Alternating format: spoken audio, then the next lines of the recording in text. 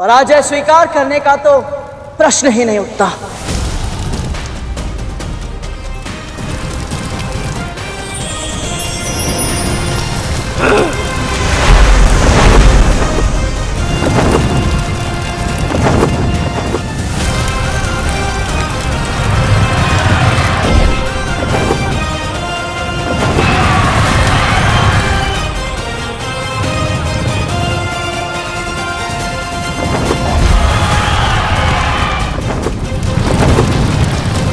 तापमान बढ़ रहा है। यदि शीघ्र ही कुछ नहीं किया तो असुरों के अदिति मां तक पहुंचे बिना ही उनका तप भंग हो जाएगा। और मैं करूं तो क्या करूं? जल डालकर अग्नि बुझाने से लकड़ियां गीली हो जाती हैं, फिर शीघ्र ही उपयोग में नहीं आती। पर यदि अग्नि को बुझाने के लिए बालू का प्रयोग किया जाए तो इन अजली लकड़ियों का प्रयोग फिर से ईंधन के रूप में किया जा सकता है।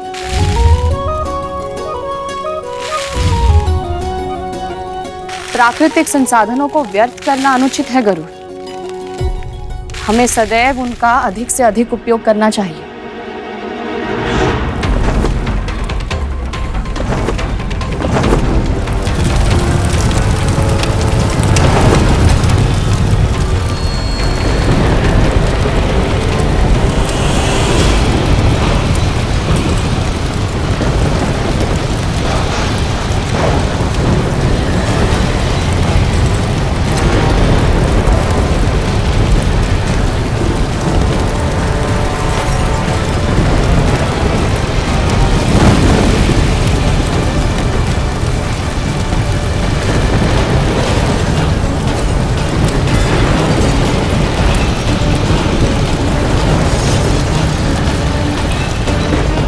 ये क्या हो रहा है?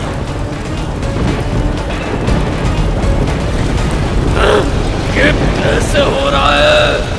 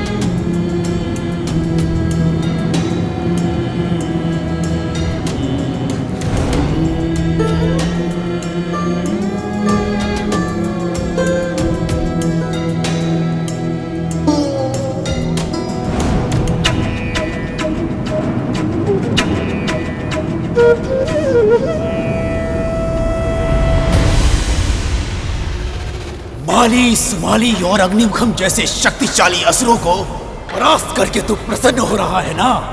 परंतु तेरी ये प्रसन्नता अधिक समय तक नहीं रहेगी करो। चाहे मुझे कुछ भी करना पड़े, कोई भी मूल्य चुकाना पड़े, परंतु मैं तेरी खींची हुई रेखा अवश्य पार करके रहूंगा।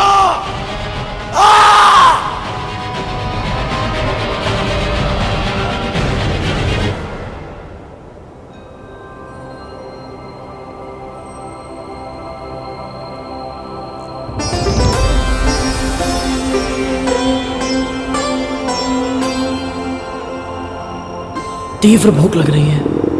पर अदिति माँ तपस्या में मग्न है, और जब तक ये असुर अपना आक्रमण समाप्त करके वापस नहीं लौट जाते, मैं यहाँ से हिल भी नहीं सकता।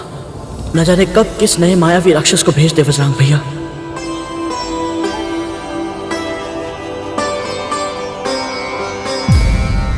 किसी भी विजय का सबसे बड़ा कारण होता है शत्रु के हृदय में उसका भय। यदि देवताओं को यह पता चल गया कि इस अल्पायु गरुड़ ने हम असुरों को घुटने टेकने पर विवश कर दिया है, तो उनके हृदय में हमारा भय समाप्त हो जाएगा। यदि शीघ्र ही इसे मार्ग से नहीं हटाया गया, तो समस्त ब्रह्मांड में हम असुर एक उपहास का पात्र बन जाएंगे सेनापति। सेनापति, गुरु भार्गव के आशीर्वाद के बिना ही केवल अपनी चित्ता की भस्म से ये पक्षी पुनर्जीवित हो सकता है। तो सोच कर देखिए, यदि देव माता अदिति अपनी तपस्या पूरी करके विष्णु का आशीर्वाद प्राप्त करने में सफल हो गई, तो वो अपने पुत्रों के लिए कितनी अकल्पनीय शक्तियां प्राप्त कर सकती है। गायरों जैसी बातें करना बंद करो।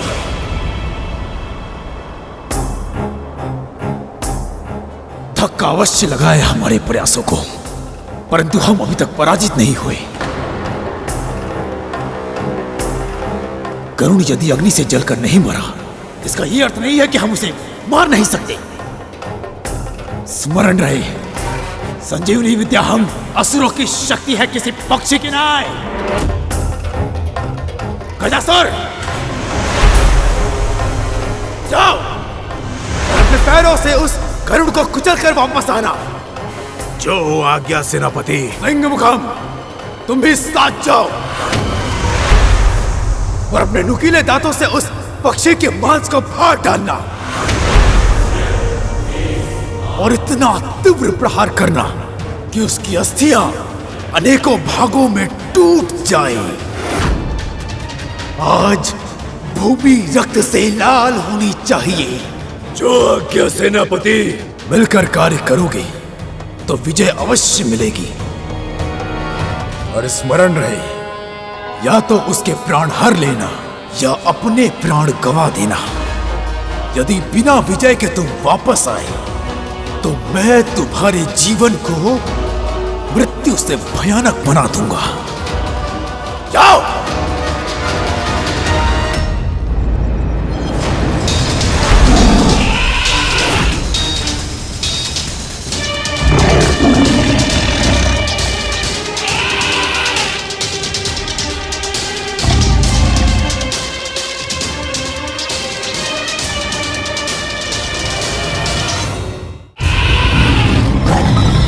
जिस गति से आ रहे हो उससे दुगनी गति से वापस लौट जाओ। पहले माली और सोमाली ने मुझे भूख का अनुभव कराया, फिर अग्निमुखम के कारण मेरी भूख और भी बढ़ गई। और तुम दोनों ये बात तो जानते ही होगे कि यदि भूख लगी हो और भोजन ना मिले, क्रोध पर नियंत्रण नहीं रहता। चले जाओ वापस।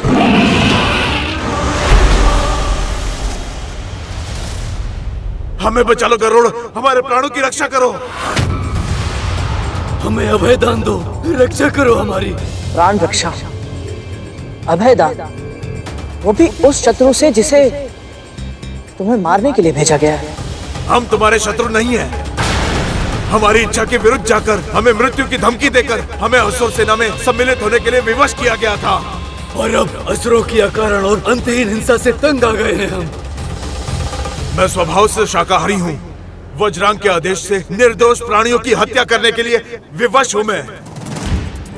रक्तपात देखकर मेरा मन घबराता है गरुड़। असुरों का सैनिक बनने से पहले मैं वन का राजा था, और अब वज्रांग के आदेशों का दास हूँ। मेरी छटपटाहट की कल्पना करो गरुड़। दासत्व की पीड़ा दिन रात मुझे कचोटती है गरुड़। अब और सहन नहीं होता। मैं आखेट करना चाहता हूँ, परंतु केवल अपनी भूख की आवश्यकता मिटाने के लिए, किसी और के सत्ता पाने के लालच के लिए नहीं गरुड़। आखेट आवश्यकता के लिए होना चाहिए, लोभ के लिए, खेल के लिए या शक्ति के भोंडे प्रदर्शन के लिए नहीं।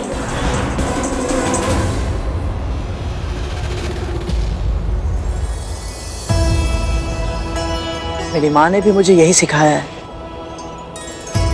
और आप दोनों ऐसा सोचते हैं, ये जानकर मुझे बहुत अच्छा लगा।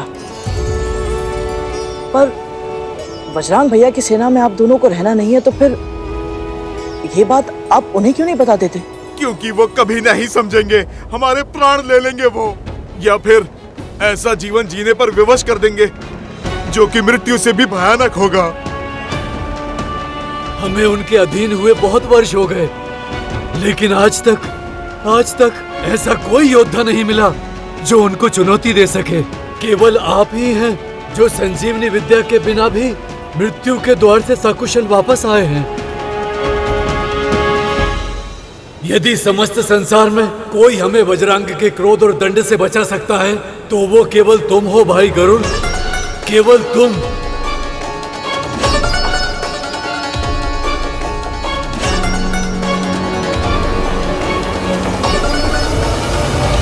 तुम्हारी शंका हमारी मृत्यु का कारण बन जाएगी गरुड़। संदेह नहीं, सहायता करो, हमारे प्राणों की रक्षा करो, हमें बचा लो गरुड़। आप मुझसे बड़े हैं, उठिए, ये मेरे पैर मत छू। नहीं नहीं, मैं नहीं हटूंगा, चाहे तुम कुछ भी करो, कुछ भी बोलो, मैं अब ये पाँव नहीं छोड़ूंगा गरुड़। तुम में से कोई एक उसका ध्यान भंग करेगा और दूसरा उसी क्षण उस सीमा रेखा को पार कर अपना लक्ष्य प्राप्त करेगा।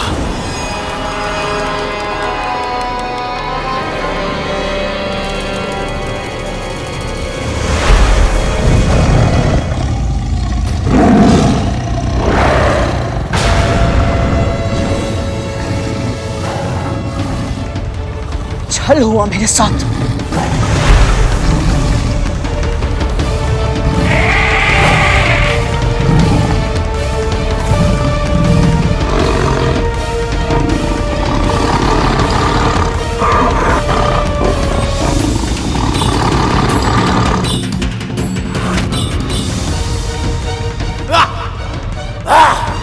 उत्तम, अति उत्तम गजासुर, जकड़ कर रखो उसे।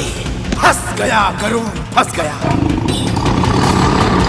सिंहमुखम, तीव्र भागो, भागो।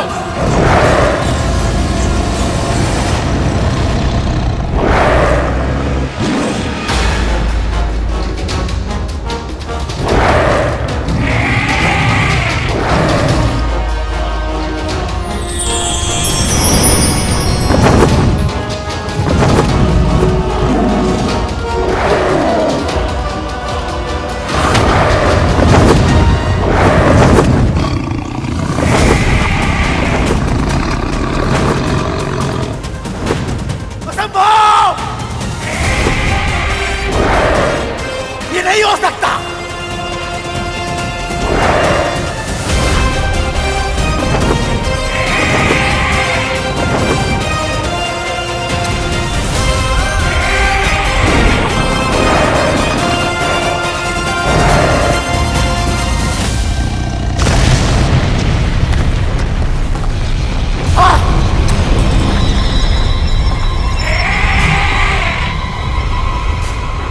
असंभव है ये।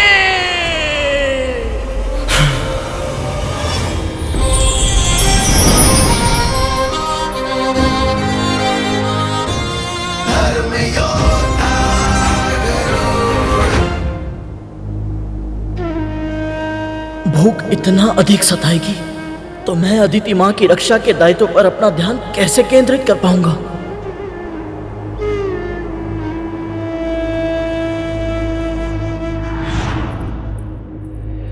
ले गरुड़, भूख लगी होगी ना? भर पेट भोजन करना। बढ़ते तन को पोषण की आवश्यकता होती है।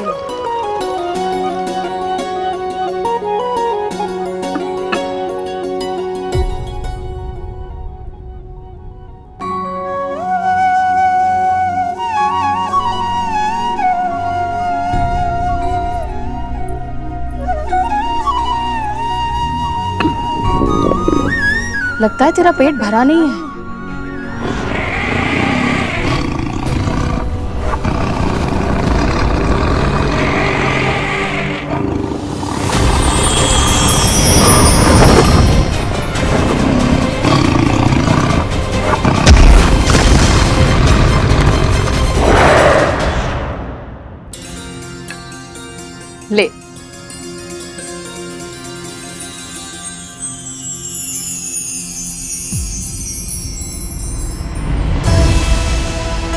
क्या हुआ? भोजन अच्छा नहीं लगा तुझे? नहीं माँ, ऐसी बात नहीं है।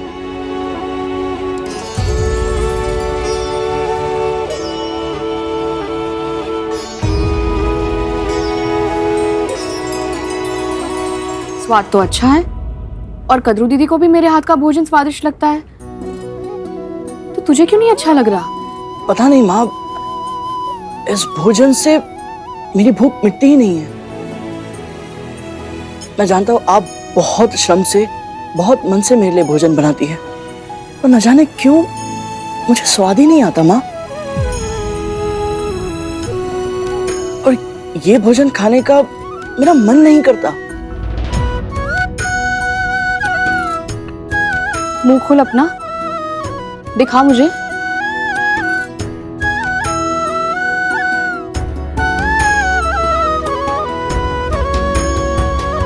अब समझ आया इस भोजन से तेरा पेट क्यों नहीं भरता, क्योंकि तेरा मन नहीं भरता इससे। गरुड़, ईश्वर ने तुझे मांसाहारी बनाया है। तुझे अपने भोजन के लिए आखेट करके अन्य जीवित प्राणियों को खाना होगा। तो माँ, मुझे किन प्राणियों को खाना चाहिए? आयु में स्वयं से छोटे प्राणियों को कभी मत खाना गरुड़, और उस युगल को जो आपस में मैथुन समागम कर रहा हो। जहां तक संभव हो किसी दुष्ट या अत्याचारी प्राणी को ही खाना, ताकि तेरा पेट भी भर जाए और जगत का कल्याण भी हो जाए।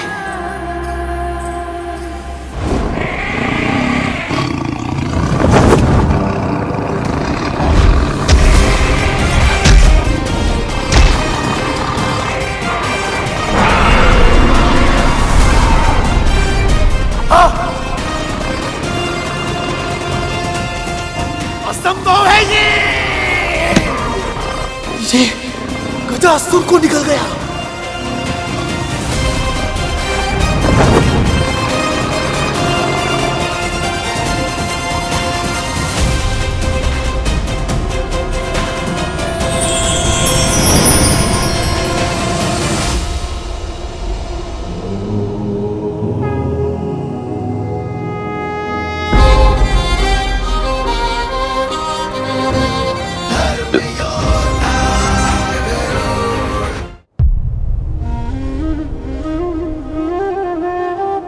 परम पिता विष्णु की कृपा और माँ के आशीर्वाद से बिना अधिक श्रम किए ही भोजन मिल गया। पर इसका अर्थ ये नहीं कि तू सो जाए गरुड़। तुझे पहरा देना है। प्रहरी का धर्म ज्ञात है ना? एक पल के लिए भी पलके झपकाने का अधिकार नहीं है तुझे।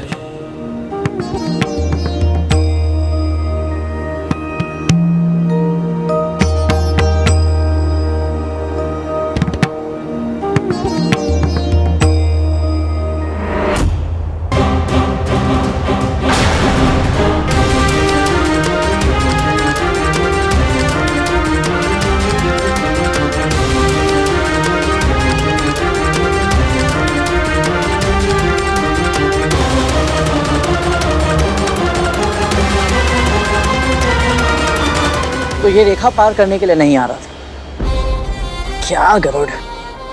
इतने बड़े बड़े असुरों से युद्ध किया और एक साधारण बारहसिंगा से भयभीत हो गया।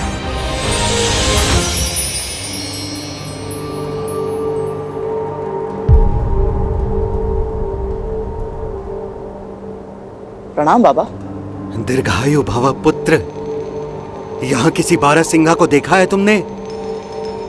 हाँ, वो उस दिशा में गया है।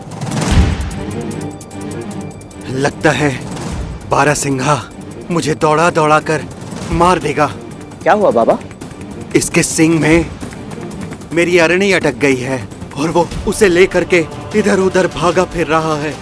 ना वो उसे स्वयं निकाल पा रहा है और ना मुझे निकालने दे रहा है। अब तुम ही बताओ पुत्र, मैं अरणी के बिना यज्ञ कैसे करूंगा? और जब यज्ञ नहीं करूंगा तो अन्न जल कैसे ग्रहण करूंगा? लगता है आज मेरे प्राण ही निकल जाएंगे। नहीं नहीं बाबा, ऐसा मत कहिए। कोई ना कोई उपाय तो अवश्य होगा। हाँ हाँ, है एक उपाय। यदि तुम मेरी सहायता करना चाहो तो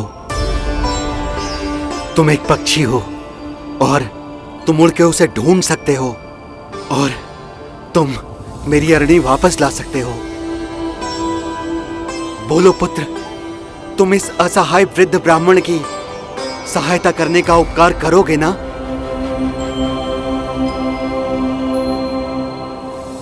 माँ ने सिखाया है जब भी अवसर मिले परोपकार अवश्य करना चाहिए और ब्राह्मण देवता की सहायता तो सदैव करनी चाहिए। और यदि मैं इनकी अरणी लेने चला गया तो मैं अदिति माँ की तपस्या की रक्षा कैसे कर पाऊंगा?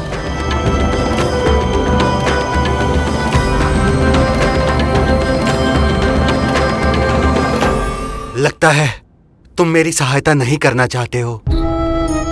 कोई बात नहीं, मैं स्वयं ही उसे ढूंढने का प्रयत्न करूंगा। प्रसन्न रहो। असुर सेना भी दूर है, जब तक वो यहाँ पहुंचेंगे उससे पहले यदि मैं इन बाबा की सहायता कर दूं तो माँ को दिया वचन भी पूरा कर पाऊंगा और अदिति माँ के तप की रक्षा भी कर पाऊंगा। ठहरिए बाबा।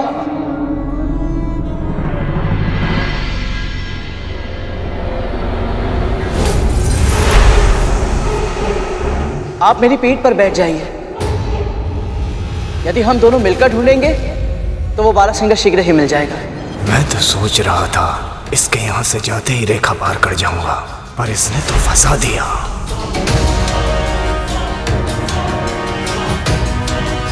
मैं तुम्हारे साथ तुम्हारी पीठ पर। क्यों, कोई समस्या है बाबा? नहीं नहीं, समस्या कैसी? चलो पुत्र।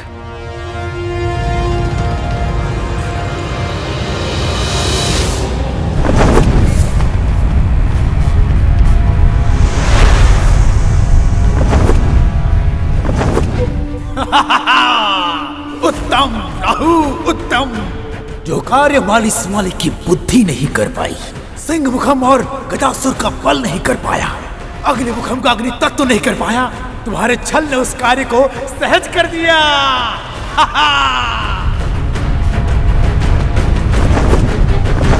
वो रहा बारासिंगा, उधर भागा जा रहा है गहन वृक्षों के बीच में। तीव्र गति से उड़ो पुत्र। असुरो, यही अवसर है, जाओ अपना लक्ष्य प्राप्त करो, शीघ्र आगे बढ़ाओ। वो रहा।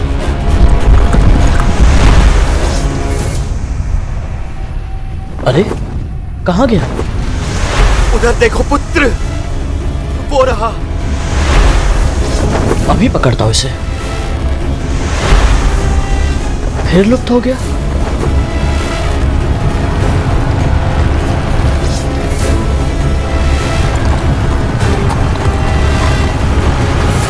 गति बढ़ाओ असुरो, विजय हमारी ही होगी।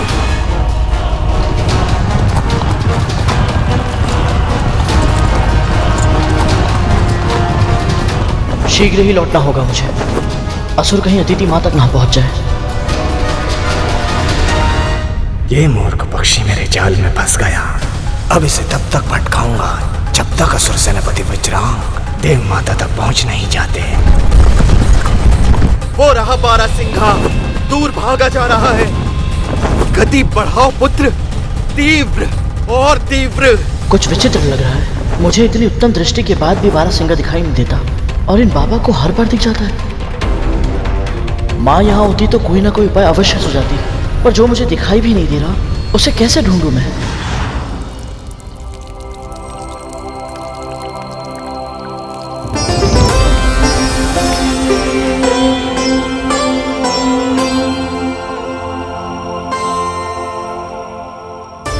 जानता है सूर्य की पूजा प्रतिदिन क्यों करते हैं? क्योंकि ये प्रत्यक्ष देवता है। इनके बिना संसार का परिचालन असंभव है। हम सबके प्रत्येक कर्म का यदि कोई साक्षी है तो वो है केवल सूर्यदेव। इनकी दृष्टि से छिप पाना किसी के लिए भी संभव नहीं है। मुझे मार्ग मिल गया माँ।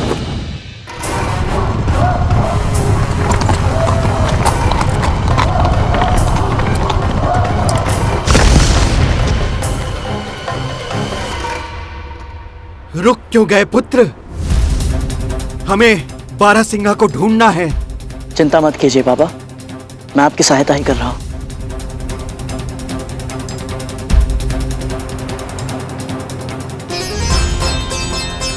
हे सूर्यदेव, मैं विंता पुत्र गरुड़ आपकी आराधना करता हूं, मेरा प्रणाम स्वीकार कीजिए।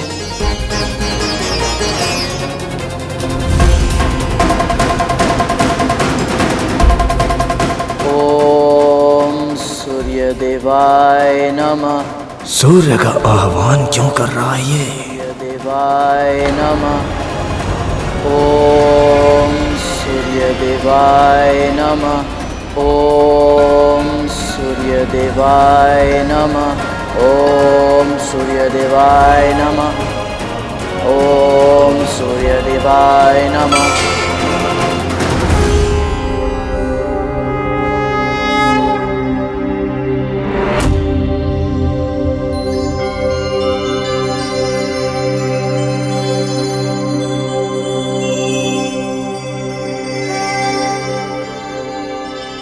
अरुण भैया, अपने छोटे भाई का प्रणाम स्वीकार कीजिए।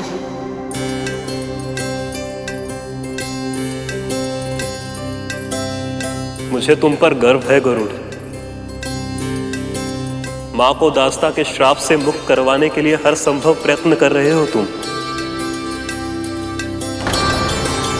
हमारे मार्ग में तरह तरह की बाधाएं आई, किंतु अंत में तुम सफल हो गए। ये मेरा दृढ़ विश्वास है तुम पर। भैया, आप मेरी प्रेरणा है। शेषनाग भैया से मैंने आपकी कथा सुनी। अर्ध विकसित स्वरूप को भी आपने अपनी दुर्बलता नहीं बनने दिया, बल्कि उसे स्वीकार किया। जिस प्रकार आपने अपनी नियति को अपनी शक्ति बना दी, ये अद्भुत है भैया। सूर्य से सीधा संपर्क है इसका। कहीं ऐसा ना हो कि... हे सूर्यदेव, आपके आशीर्वाद की कामना से मैंने आपका आह्वान किया। कृपया आप बारहसिंगा को ढूंढने के लिए मेरी सहायता कीजिए, ताकि मैं ब्राह्मण बाबा को उनकी अरणी देकर अदिति माँ के तप स्थल की रक्षा करने के लिए वापस लौट जाऊं। तुम सद्गुणी हो गरुड़। प्रत्येक प्राणी में अच्छाई ढूंढना चाहते हो, इसीलिए दुष्ट तुम्हें छल पाते हैं। मैं समझा नहीं। जिसका तुम पीछा कर रहे थे वो बारहसिंहा वास्तविक रूप में है ही नहीं, और ना ही ये व्यक्ति ब्राह्मण है जिसे तुम अपनी पीठ पर बिठाकर यहां तक लेकर आए हो। राहु नाम का असुर है ये। मनोवांछित रूप धारण कर सकता है, स्वयं को दो भागों में बांट सकता है, एक ही समय पर दो स्थानों पर प्रकट हो सकता है। जिस ब्राह्मण और बारहसिंहा के भ्रम जाल में फंसकर तुम यहां तक चले आए हो, यह सब इसी की माया है।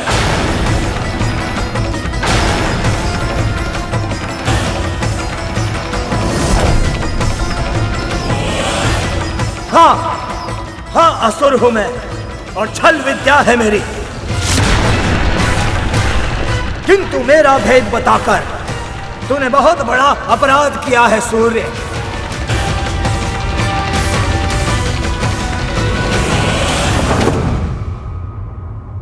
अवसर मिला तो तुझे जीवित ही निगल जाऊंगा मैं। हाँ,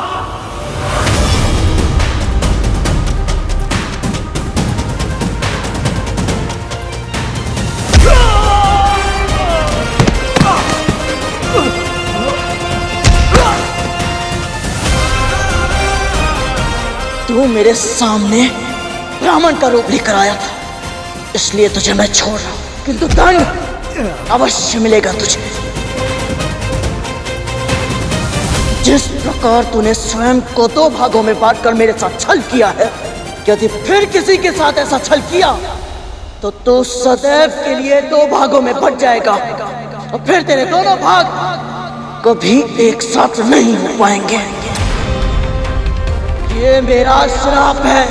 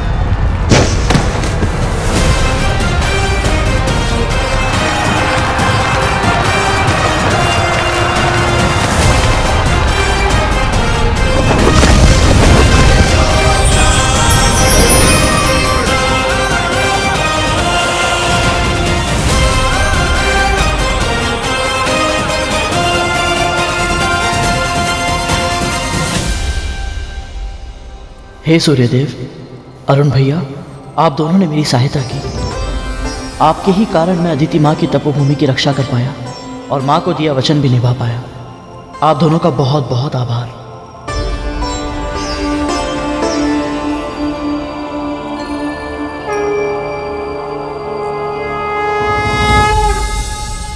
ऐसी कौन सी अदृश्य शक्ति है इस पक्षी के पास जिसके कारण हमारा प्रत्येक प्रहार विफल हो रहा है?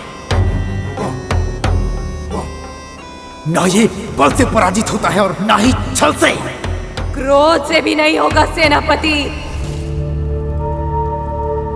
बुद्धि का उपयोग करना होगा। यदि इसके पास अदृश्य शक्ति है तो उसकी काट के लिए हमें भी अपनी अदृश्य शक्ति का प्रयोग करना होगा। ऐसी कौन सी शक्ति है हमारे पास? मां पाताल भैरवी।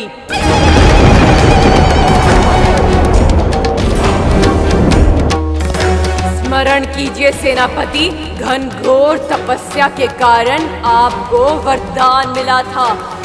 जब भी आपको आवश्यकता होगी देवी माँ आपकी सहायता के लिए अवश्य आएंगी। उत्तम सिंहिका, सही समय पर सही उपाय सुझाया है तुमने।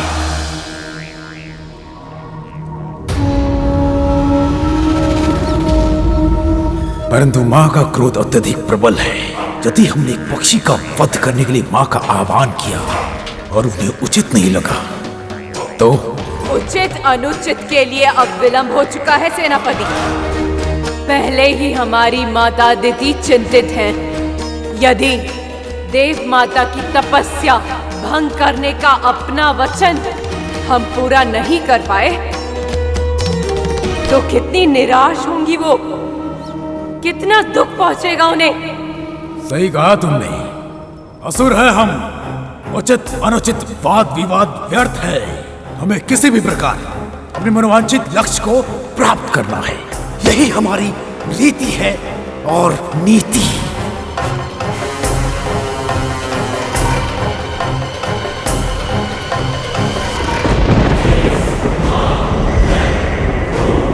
ओम पाताल भैरवे नमः। पाताल भैरवे नमः। ओम पाताल भैरवे नमः। ओम पाताल भैरवे नमः। ओम पाताल भैरवे नमः। शस्तं ज्योति भैरवी प्रकटी। शस्तं ज्योति भैरवी प्रकटी। शस्तं ज्योति भैरवी प्रकटी।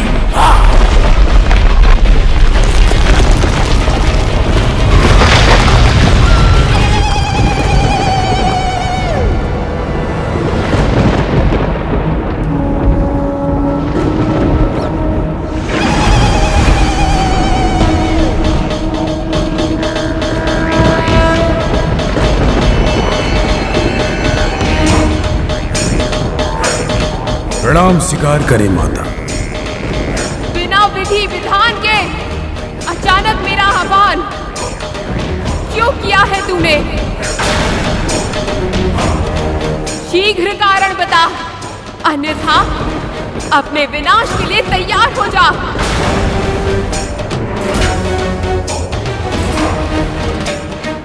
आप हम असुरों की इष्ट देवी है माता, और आपने जो वरदान मुझे दिया था आप उस वरदान से बंधी भी है। वो सब स्मरण है मुझे।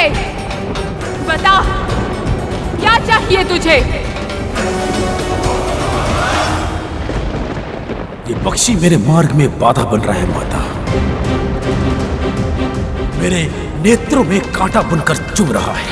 और तू चाहता है कि मां इस दुष्ट पक्षी का सामना करे।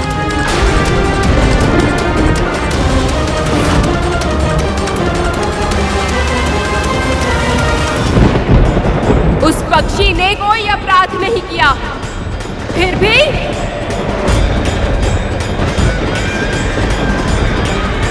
वो पक्षी अकेला होकर भी परोपकार कर रहा है और तुम असुर देवताओं से स्वर्ग छीनने के बाद भी अधर्म कर रहे हो। यदि हमने देव माता का तप भंग नहीं किया तो वो अपने पुत्रों के लिए अनेकों शक्तियां प्राप्त कर लेगी। प्रश्न यहाँ धर्म या अधर्म का नहीं, प्रश्न है आपके वचन का, आपके दिए वरदान का। मेरे वरदान का अनुचित लाभ उठा रहा है तू। पहले भी अनेक बार मेरे वचन की शक्ति से मुझे विवश कर चुका है। तुम असुर भक्ति का मार्ग केवल शक्ति प्राप्त करने के लिए चुनते हो, किंतु शक्ति का प्रयोग परोपकार करने के लिए कभी नहीं करते। धैर्य और दया से दूर केवल स्वार्थ का पथ चुनते हो। इसलिए वरदान पाने के बाद भी विनाश ही होता है। मैंने अपना मनोरथ आपके सामने प्रकट कर दिया है माता। आप मेरी इच्छा पूर्ण करें। जैसे एक बार मुख से निकला हुआ शब्द वापस नहीं जाता, उसी प्रकार दिया हुआ वचन तो पूर्ण करना ही होता है। यही विधि का विधान है। मैं तेरी इच्छा पूर्ण करूंगी वज्रांग। सामना करूंगी उस पक्षी का मैं।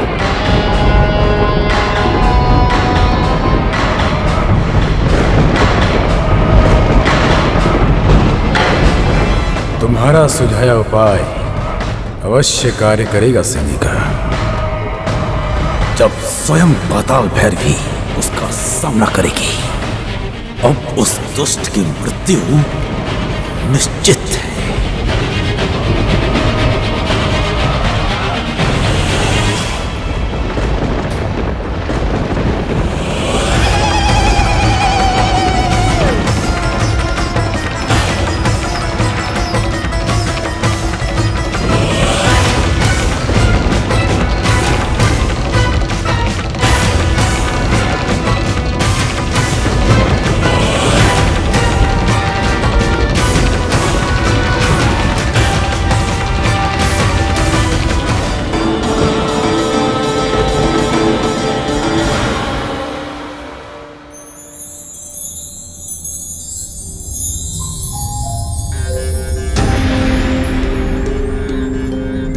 माँ,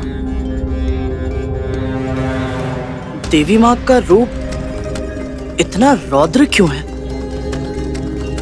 क्या वो बहुत क्रोध वाली है? देवी माँ की अनेक महाविद्याओं में से कुछ, जैसे छिन्नमस्ता, काली और पाताल भैरवी का रूप अत्यंत भयंकर है। उनका क्रोध प्रचंड है। फिर भी वो बिल्कुल इस नारियल की तरह है, बाहर से कठोर पर भीतर से कोमल।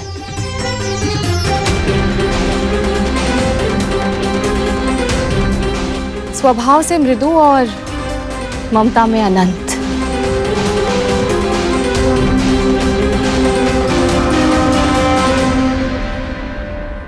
माँ के इस रूप से पापियों के हृदय में भय उत्पन्न होता है और उनके सच्चे भक्तों को यह आश्वासन मिलता है कि जब तक माँ का आशीर्वाद उनके साथ है, कोई बुराई उनका अहित नहीं कर पाएगी।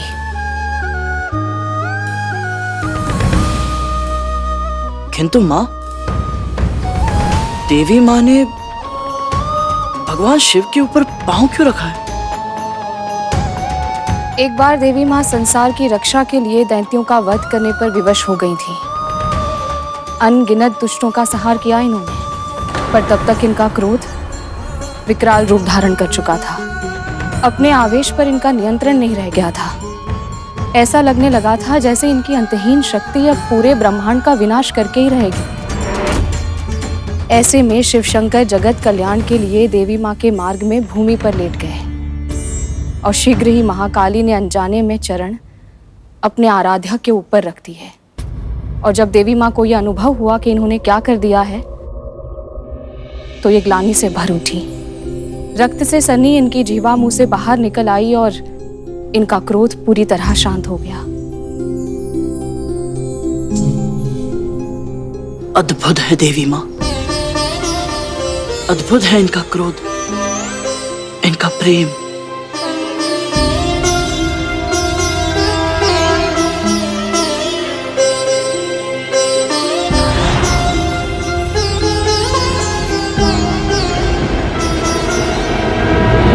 प्रणाम देवी माँ। देख क्या रहा है? प्रहार कर मुझ पे। आपका प्रत्येक आदेश मुझे स्वीकार है माँ, किंतु मैं आपसे युद्ध नहीं कर सकता। तो अपनी पराजय स्वीकार कर और चला जाए यहाँ से। मुझे क्षमा कीजिए माँ, किंतु मैं वो भी नहीं कर सकता। मैंने अपनी माँ को वचन दिया है। याद है मुझे, इसीलिए कह रही हूँ, अपनी हट छोड़ दे। तेरी माँ तेरी प्रतीक्षा कर रही है। अपनी माँ को बिना बताए इतनी दूर चला आया है। जानता है कितनी चिंतित होगी तेरे बिना। जानता हूँ माँ, किंतु आप भी तो मेरी चिंता का कारण जानती हैं। मैं अपनी माँ को दासी के रूप में और नहीं देख सकता। और मेरे सामने हट कर सकता है? यदि इसी समय तू यहाँ से नहीं गया तो तुझे मेरा दंड सहना होगा। मुझे स्वीकार है माँ। तू मारा जाएगा गरुड़।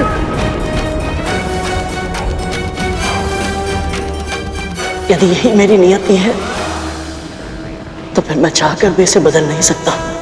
अनर्गल प्रलाप मत कर गरुड़। यदि तेरी मृत्यु हो गई तो तेरी माँ को दास्ता से कौन मुक्त कराएगा? आप सही कह रही हैं माँ, और यहाँ से मैं चला गया तो ये असुर अदिति माँ की तपस्या भंग कर देंगे। जिसकी भक्ति में शक्ति होती है उसकी तपस्या भंग करना इतना आसान नहीं होता। ये मुझे अपने मार्ग से हटाने के लिए आपका आह्वान कर सकते हैं माँ, तो फिर अपना लक्ष्य प्राप्त करने के लिए न जाने क्या क्या करेंगे। माँ, मुझे अदिति माँ की सुरक्षा के लिए यहाँ रहना ही होगा। तू अपनी सुरक्षा की चिंता कर। यदि तूने मेरा आदेश नहीं माना तो मुझे तेरा वध करना होगा गरुड़। पाताल भैरवी का प्रकोप इसे भस्म कर देगा। क्या तू अपनी माँ को दास्ता से मुक्त कराने के पहले यमलोक जाना चाहता है? नहीं माँ। तो फिर चला जा यहाँ से। यह संभव है माँ।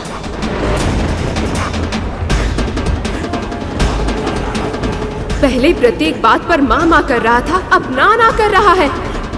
पाताल भैरवी इससे इतनी बातें क्यों कर रही है? इसका वध करके अपना कार्य समाप्त क्यों नहीं कर रही? मैं तुझे अंतिम चेतावनी दे रही हूँ गरुड़। इसी क्षण उठ जा यहाँ से, अन्यथा अपनी मृत्यु का उत्तरदायी तू स्वयं होगा। आपके हाथों से मृत्यु मिले, इससे बड़ा सौभाग्य और क्या हो सकता है मेरे लिए। तो फिर यही सही। माँ ने बताया था, माँ भैरवी के मन में शिवजी के लिए अपार सम्मान है। यदि मैं उनकी आराधना करूं तो संभव है मैं माँ भैरवी के प्रकोप को शांत कर पाऊं। मेरे प्राण आपके ही है माँ, पर क्या? मेरा वध करने से पूर्व क्या आप मेरी अंतिम इच्छा पूरी करेंगी? बता, क्या है तेरी अंतिम इच्छा? मैं अपनी मृत्यु से पहले पूजा करना चाहता हूँ माँ, भगवान शिव की।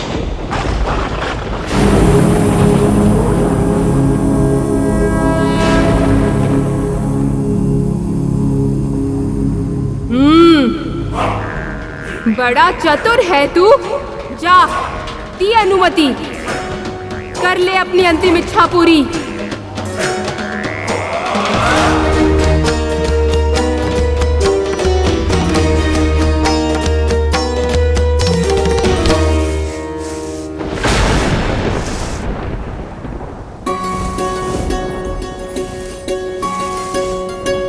मिट्टी की व्यवस्था तो हो गई, अब बस इसे शुद्ध करने के लिए कंकड़ पत्थर निकाल देता हूँ।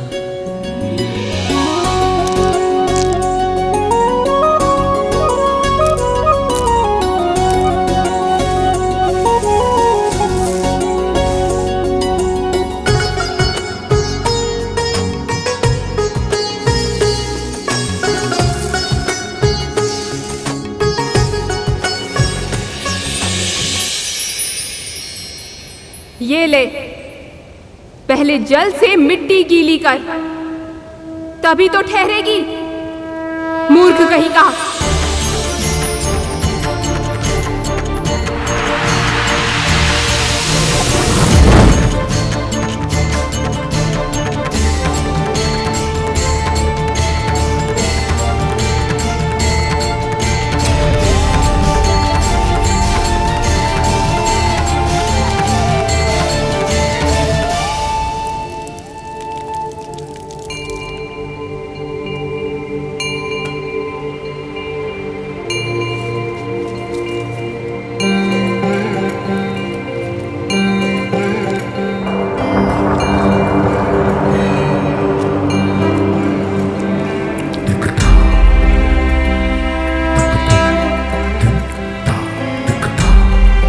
पूजन की सामग्री तो है ही नहीं, ना भस्म है, ना दूध, ना शहद, ना धतूरा, ना बेलपत्र।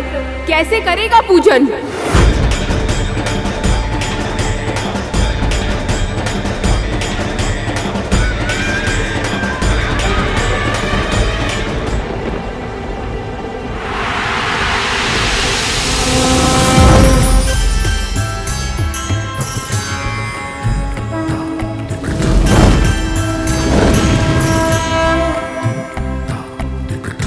देख क्या रहा है?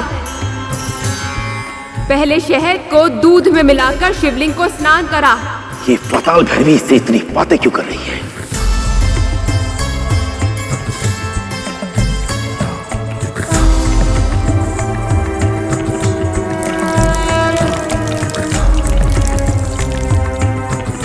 अब भस्म से त्रिपुंड बना।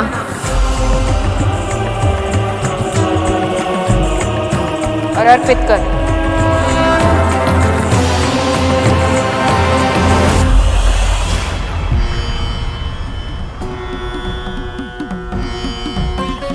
इस विशेष पूजा के कारण मेरी मृत्यु कुछ समय के लिए टल अवश्य गई, पर पूजा संपन्न होने के बाद होगा वही जो अटल है। माँ मेरा वध कर देगी। निश्चित ही मैंने पिछले जन्म में कुछ पुण्य अर्जित किए होंगे, जो मृत्यु से पूर्व मैं भगवान शिव की पूजा जैसा शुभ काम कर पा रहा हूँ। और तो और माँ पाताल भैरवी स्वयं मेरी पूजा विधि विधान से संपन्न करवा रही है।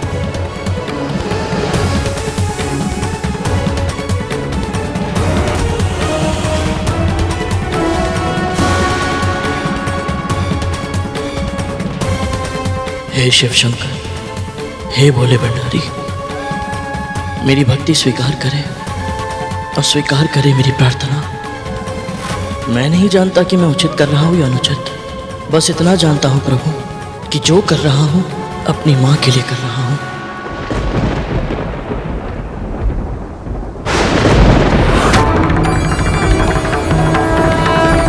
यह जीवन मेरी माँ को समर्पित है। यदि उनके संस्कारों की रक्षा करते हुए मेरे प्राण भी चले जाएं, तो मुझे बिल्कुल भी दुख नहीं होगा। पर वो समय आज नहीं आया है प्रभु। अपनी माँ को दास्ता से मुक्त कराने से पहले मैं मरना नहीं चाहता। मेरी सहायता कीजिए प्रभु, रक्षा कीजिए। ओम नमः शिवाय, ओम नमः शिवाय। शत्रु का दमन करने भेजा था मैंने पाताल भैरवी को, वो तो स्वयं उसके साथ अलती पालती मारकर बैठ गई। ओम नमः शिवाय। इतना भी नहीं समझती कि जो अब तक माँ की रट लगाए हुए था, वो अपने प्राणों की रक्षा करने के लिए शिव भक्त होने का ढोंग रच रहा है। अब ऐसा प्रतीत होता है कि मुझे स्वयं जाना होगा। चलो। रुकिए सेनापति, ऐसा कुछ मत कीजिए जिससे उन्हें क्रोध आ जाए। सिंह का सही कह रही है सेनापति। पाताल भैरवी से वरदान मांगने का सुझाव माँ दिति ने ही दिया था। अब यह वरदान पूरा हो, इसके लिए सुनिश्चित करना होगा कि क्या किया जाए, और यह भी वही बता सकती हैं। यदि आपकी आज्ञा हो तो मैं स्वयं को 2 भागों में बांट लूंगा। मेरा एक भाग माँ दिति के पास मार्गदर्शन के लिए चला जाएगा और दूसरा भाग यहीं रहेगा, ताकि मैं यहाँ भी सूचना प्राप्त करता रहूं। उचित कहा राहुल। जाओ, शीघ्र जाओ।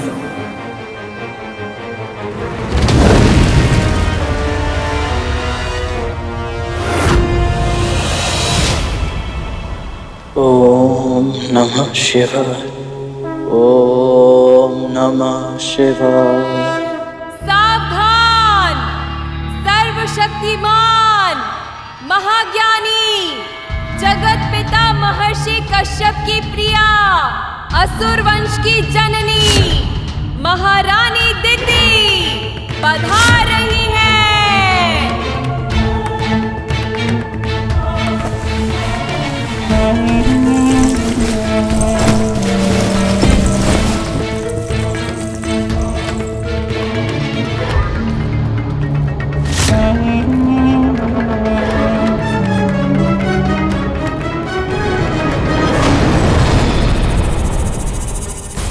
राहुल यहाँ अकेला, वो भी इस अवस्था में।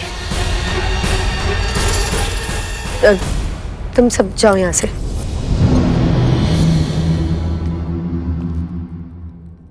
प्रणाम माताश्री। अदिति की तपस्या भंग करने का शुभ समाचार लेकर अब तक बजरंग को आ जाना चाहिए था। वो आया क्यों नहीं? कहाँ रह गया वो? जवाब दो।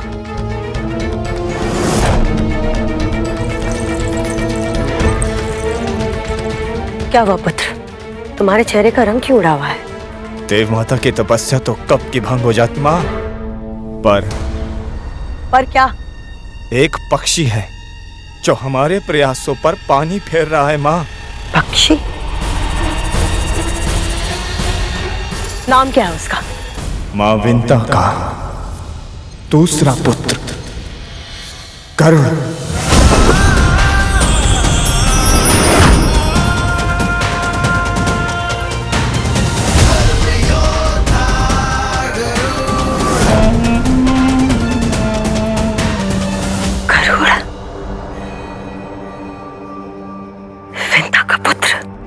महाबुद्धिमान, महाबलवान, आकाश का इंद्र कहलाएगा वो। पर वो असुर सेना और अदिति के मध्य क्यों आ रहा है? मुझे नहीं पता माँ। गरुड़ को पराजित करना आसान नहीं है माँ।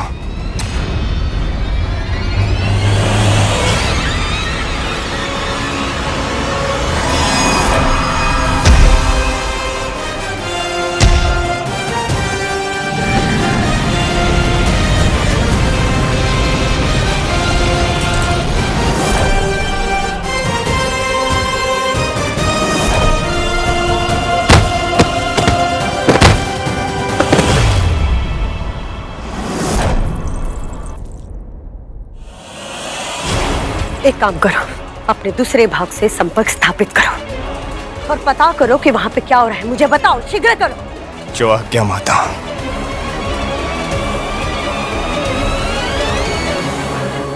ओम नमः शिवाय। ओम नमः शिवाय। पाताल भैरवी गरुड़ को शिव की पूजा करते देख भाव विभोर हो गई है। वो अपना रौद्र रूप त्याग कर सौम्य भाव अपना चुकी है, जिसके कारण सेनापति वज्रांग अत्यधिक क्रोधित हो गए हैं।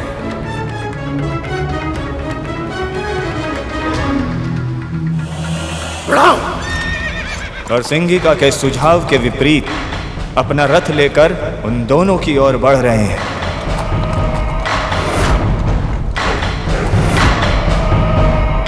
ओम नमः शिवाय।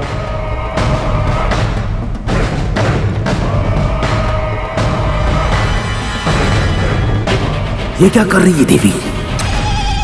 शत्रु के नेत्र बंद हैं। अपनी तलवार को पकड़ करके उस पर प्रहार कीजिए। उसकी अंतिम इच्छा पूर्ण होने से पहले मैं उसे नहीं मार सकती वज्रांग।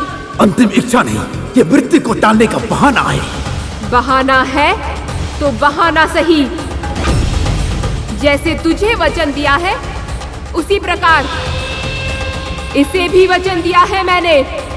वचन आपने उसे दिया है, मैंने नहीं।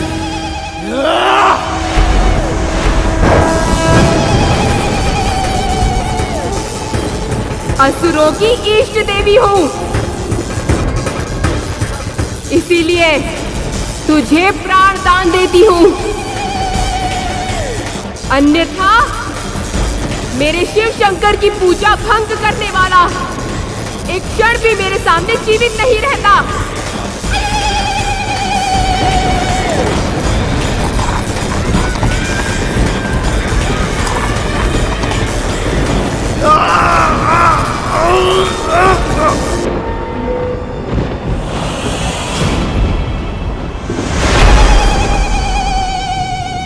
बस बस, और नहीं सुन सकती मैं। माँ, उस पक्षी ने पाताल भैरवी के हृदय को भी जीत लिया है। हम असुर कैसे जीतेंगे उससे माँ? दुर्बलता, हमें उसकी दुर्बलता जाननी होगी, और उसके लिए मुझे कद्रू के पास जाना होगा। कद्रू कोई ना कोई उपाय जरूर बताएगी, क्योंकि कद्रू विंता और उसके पुत्र से घृणा करती है। पर हमारे पास समय नहीं है, हमें जो भी करना होगा शीघ्र करना होगा। ओम नमः शिवाय, ओम नमः शिवाय।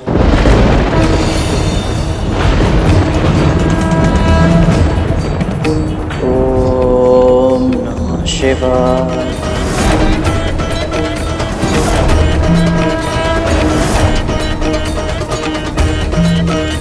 ओम नमः शिवाय।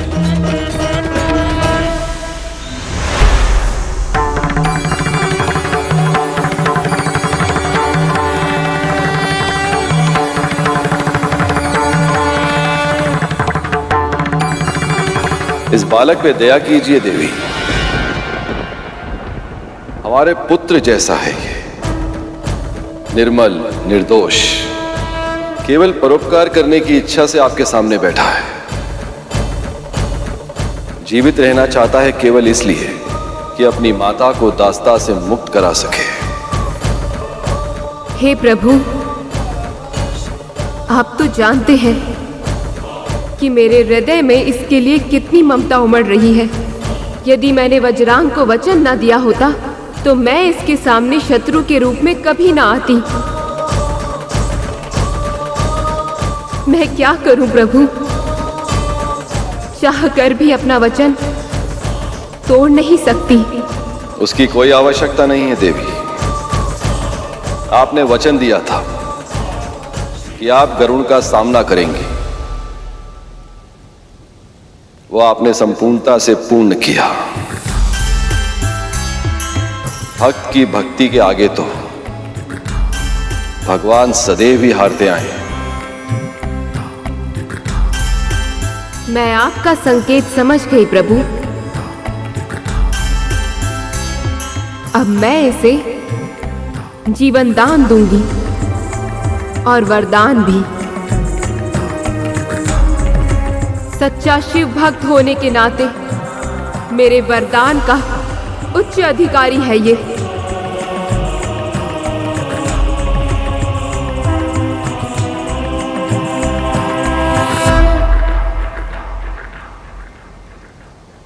ओम नमः शिवाय।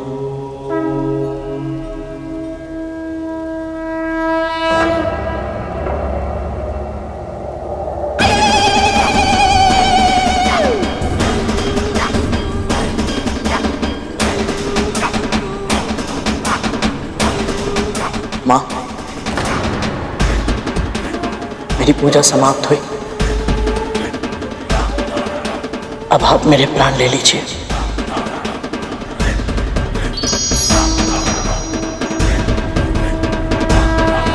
जा, मैं तुझे प्राण दान देती हूँ और तुझे वरदान देती हूँ कि समय आने पर शिव शंकर तुझे अवश्य दर्शन देंगे और इस पूजा के फल स्वरूप तुझे मनोवांछित वरदान भी देंगे। मेरी तो केवल एक ही इच्छा है माँ, कि मैं अपने जन्म की और अपने माँ की दासत्व की कथा जान पाऊं और अपनी माँ को बड़ी माँ की दास्ता से मुक्त करा पाऊं। बस इसीलिए मैं अदिति माँ की तपस्या पूरी होने तक प्रतीक्षा करने यहाँ आया था। तेरी प्रतीक्षा शीघ्र समाप्त होगी गरुड़, और जिस कथा को जानने के लिए तू इतना व्याकुल है उसका भेद शीघ्र तेरे सामने खुलेगा।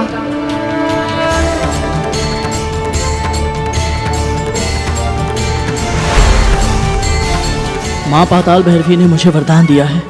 इसका अर्थ है कि अब नियति की देवी मुस्कुराएगी, अब सब ठीक हो जाएगा। पर कैसे? क्या अदिति माँ की तपस्या पूरी होने वाली है? क्या होगी माँ की दास्ता के अतीत की कथा?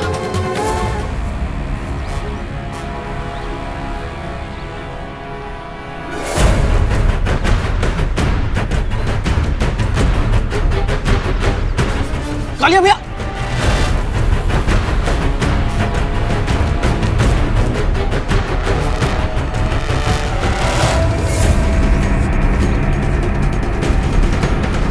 मुझसे जीतना इतना आसान नहीं है कालिया।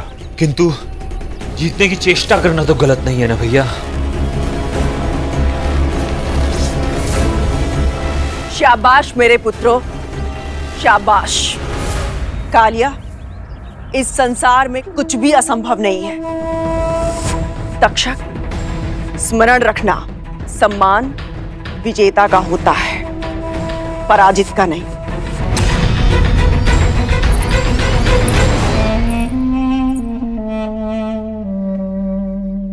दीति,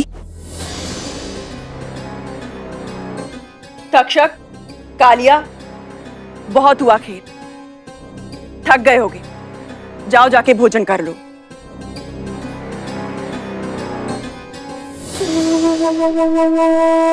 इतने वर्षों बाद आज यहाँ कैसे आना हुआ? जिसके पुत्र स्वर्ग का राजपाट संभालते हो, उसके पास उत्तरदायित्व भी अधिक होता है। व्यर्थ करने के लिए समय नहीं मिलता कद्रू। तुम्हें कैसे पता होगा कद्रू? तुम तो अपने पुत्र का आपस का युद्ध देखने में ही व्यस्त हो।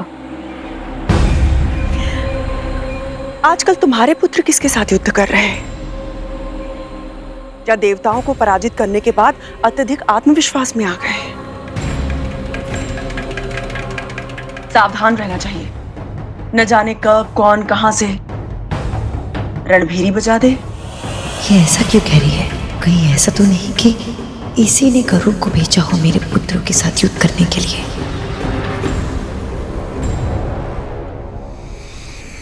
तुम मेरे पुत्रों की चिंता मत करो कद्रू। वैसे विंता कहाँ है? विंता दिखाई नहीं दे। और उसका वो पुत्र जिसने इतने वर्ष लगा दिए संसार में आने में, जिसे वाल्खिल्य जैसे महान ऋषि ने आकाश का इंद्र बनने का वरदान दिया था, वो पुत्र, मैं उससे मिलना चाहती हूँ। कहाँ है वो? यहाँ नहीं है।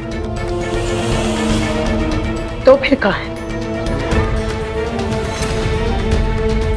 मैं नहीं जानती, उसकी माँ को भी नहीं पता कि वो कहाँ है। पर मुझे पता है कि वो कहाँ है।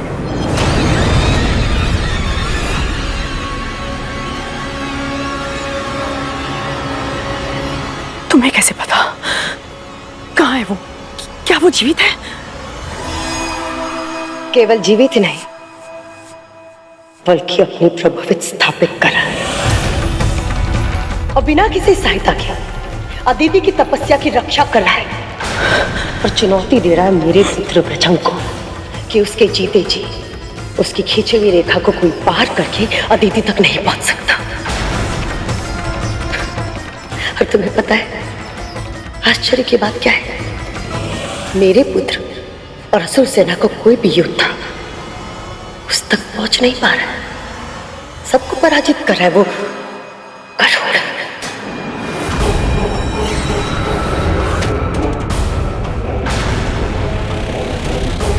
क्या लगता था तुम्हें कद्रू? तुम विंता को नियंत्रित कर सकती हो तो उसके पुत्र को भी नियंत्रित कर पाओगी। बहुत शक्तिशाली है वो,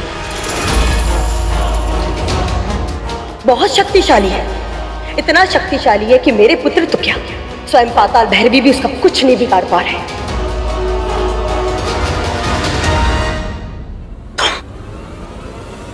तुम सत्य कह रही हो, परंतु ये कैसे संभव है? यदि वो इतना अधिक शक्तिशाली है तो अपनी मां और अपने भाई का प्रतिशोध लेगा। मेरे और मेरे पुत्रों के लिए संकट बन जाएगा। वो बन चुका है, वो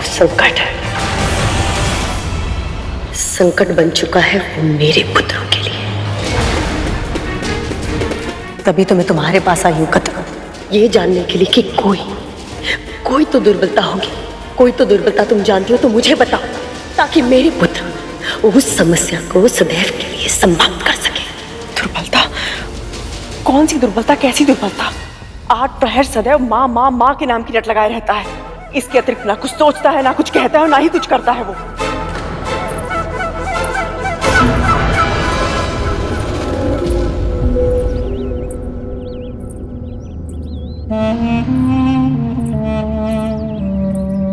समझ गई। जिस माँ की भक्ति वो दिन रात करता रहता है, वो माँ ही उसे हमारे मार्ग से हटाएगी।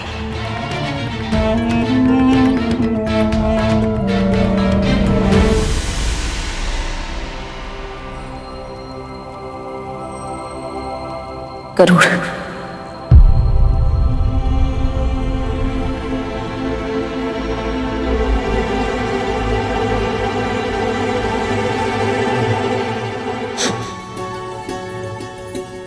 मैंने इतना स्मरण किया है आपको मां कि जिस स्वर को सुनने के लिए मेरे कान व्याकुल थे, अब हृदय भी उस स्वर को पुकारने लगा है।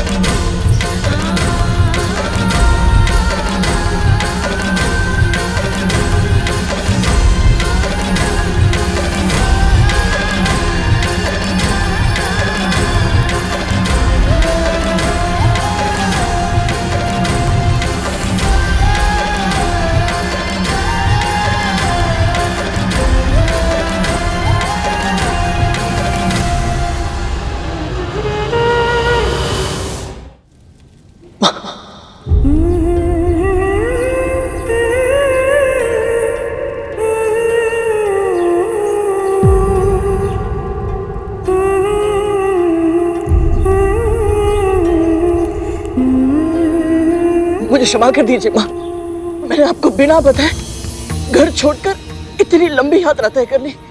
माँ, मैंने आपको बहुत कष्ट दिया है ना, मुझे क्षमा कर दीजिए। किंतु माँ, एक क्षण भी ऐसा नहीं बीता जहाँ मुझे आपकी पीड़ा अनुभव ना हुई हो। जब जब आप मुझे चिंतित होकर पुकारती थी ना माँ, आपका स्वर मेरा कलेजा, मेरा हृदय चीर देता था माँ।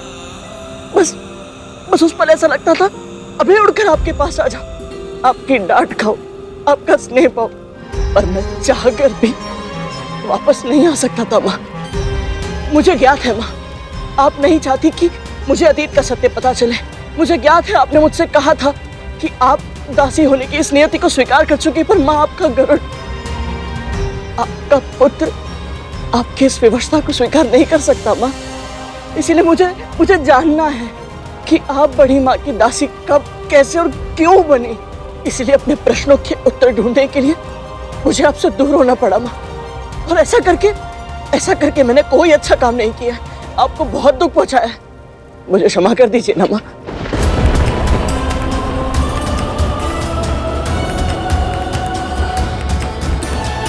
माँ, मैं जानता हूँ आप मुझसे बहुत क्रोधित हैं। आप मुझे मारिए, आप मुझे डांटिए, मुझे कोई भी दंड दीजिए, मुझे स्वीकार है, पर चुप मत रहिए ना माँ। कुछ बोलिए ना माँ, मुझे कुछ बोलिए माँ। घर चल। माँ मेरी बात तो सुनिए। सुनने सुनाने के लिए कुछ भी शेष नहीं है गरुड़। जो तेरे मन में आया तूने किया, जो तेरे मन में आया तूने कहा। अब तू मेरे साथ घर चलेगा इसी क्षण।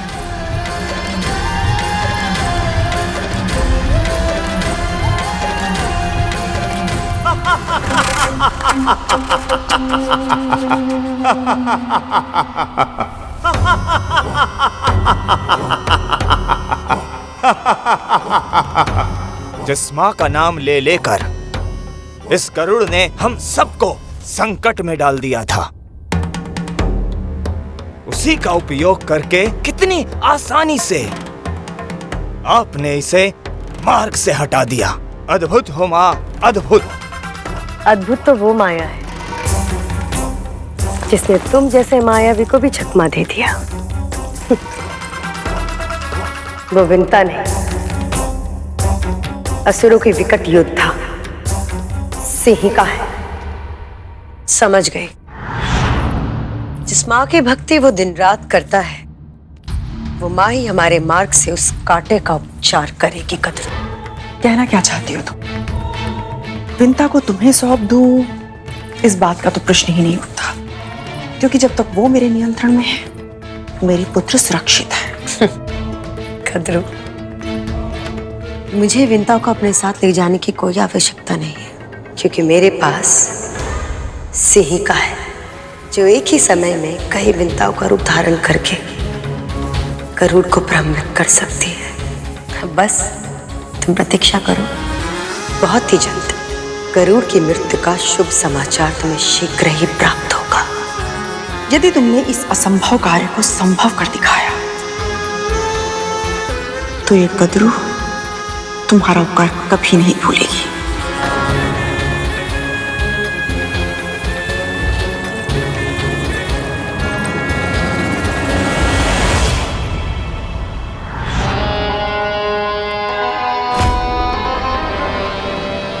सिंहिका!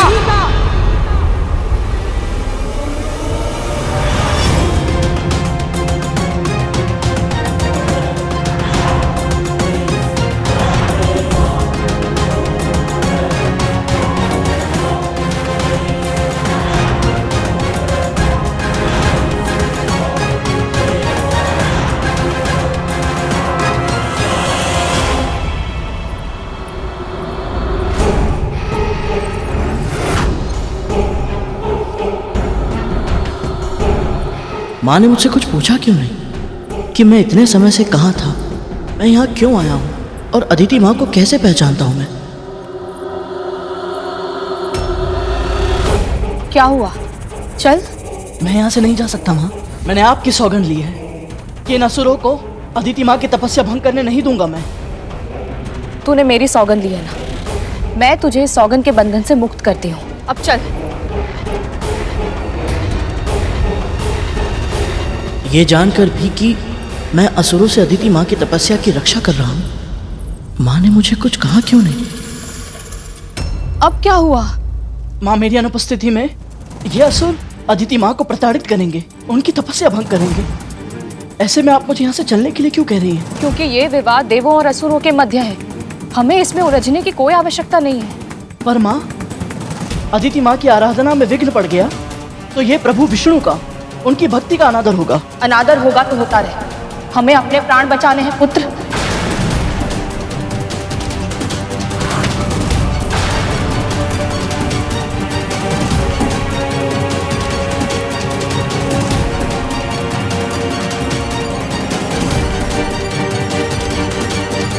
मेरे कहने का अर्थ ये है कि मुझे सबसे अधिक परवाह तेरी है।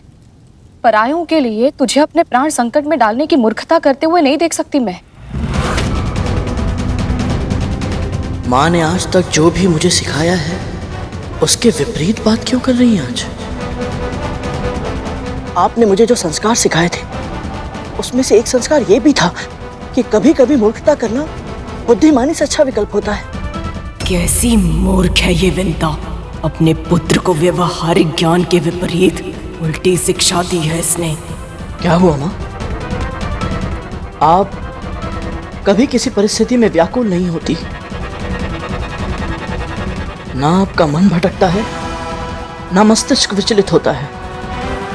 तो फिर आज आप इतनी घबराई हुई क्यों हैं? कुछ करना होगा मुझे, नहीं तो मेरा सत्य ज्ञात करने में इसे अधिक समय नहीं लगेगा। बस कर अब, कितने प्रश्न पूछेगा? ज्ञात नहीं है माँ को प्रश्न नहीं करते हैं। माँ जो कहे बस चुपचाप उसका पालन किया जाता है। और माँ ये कह रही है चल यहाँ से।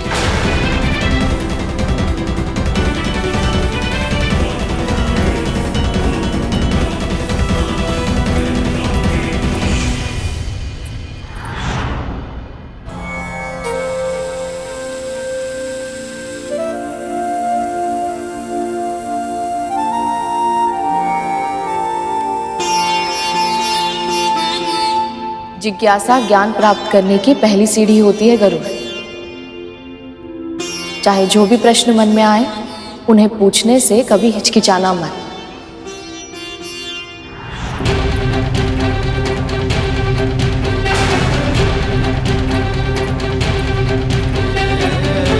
आज तक माँ ने मुझे जो शिक्षा दी है उसके विपरीत आज बिल्कुल नई शिक्षा दे रही है। पर क्यों?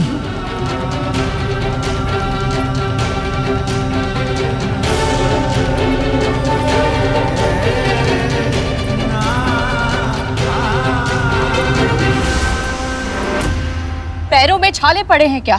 बार बार क्यों रुक रहा है तू? माँ, बहुत तीव्र भूख लगी है।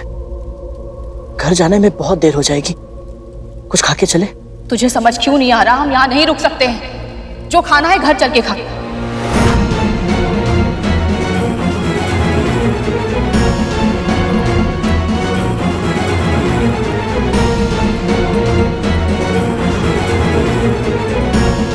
माँ, माँ उठिए ना। माँ जल्दी उठिए, जल्दी उठिए। क्या हुआ? माँ बहुत जोर से भूख लगी है। कुछ बनाइए ना। अभी बनाती हूँ। ऐसा स्वादिष्ट भोजन खिलाऊंगी, देखते ही देखते सारा चट कर जाएगा तू।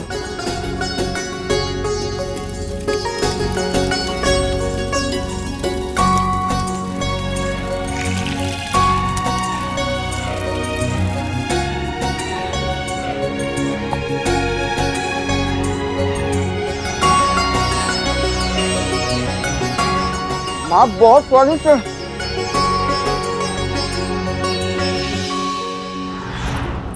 माँ, क्या आप मुझसे इतनी क्रोधित हैं कि मैं भूखा हूं ये जानकर भी आप पर कोई प्रभाव नहीं पड़ा? इतने शीघ्र फिर से भूख कैसे लग सकती है तुझे? अभी अभी तो तूने गजासुर और सिंह मुखम को खाया था। आपको कैसे पता चला ये? आप तो अभी अभी यहाँ आई है माँ। ये बात आपको कैसे पता चली?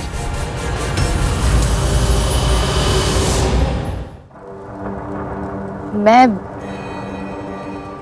माँ हूं और एक माँ अपने पुत्र के बारे में सब कुछ जानती है।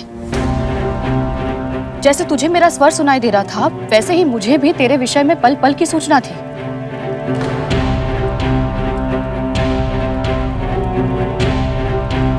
तो माँ, क्या आप ये सब जानती हैं कि मैंने 7 लोगों की यात्रा की, वैकुंठ पहुंचा, अरुण भैया से मिला, शेषनाग भैया से मिला, ये सब? हाँ, सब ज्ञात है मुझे, पर इससे क्या अंतर पड़ता है? आवश्यक ये है कि हम शीघ्र ही यहाँ से चले जाएं। अब विलंब मत कर, तो चल यहाँ से।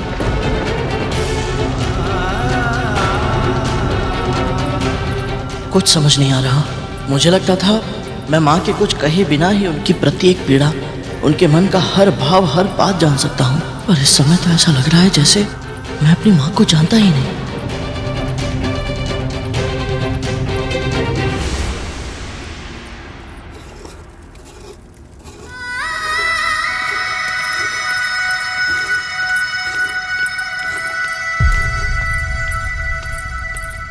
आज मैं बहुत प्रसन्न हूँ, बहुत बहुत प्रसन्न।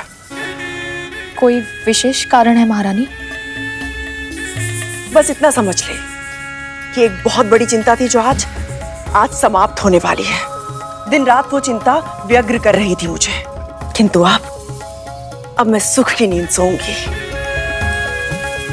आपको गरुड़ की कोई सूचना मिली है? कैसा है मेरा पुत्र, कहाँ है वो?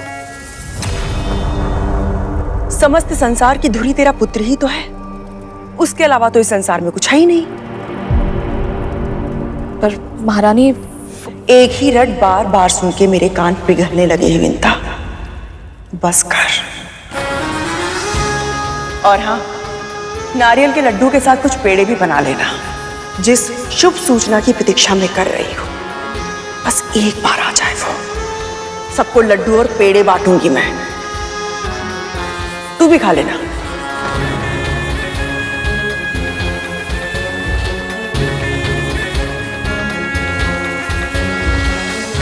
जब गरु की मृत्यु की प्रसन्नता में उसकी माँ के हाथ के बने लड्डू खाऊंगी तो कितना आनंद आएगा।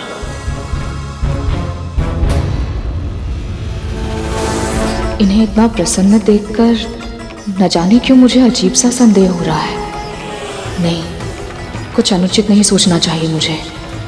पहले भी ऐसे ही संदेह के कारण एक पुत्र को हानि पहुंचा चुकी हूं, फिर मैं वही त्रुटि नहीं कर सकती।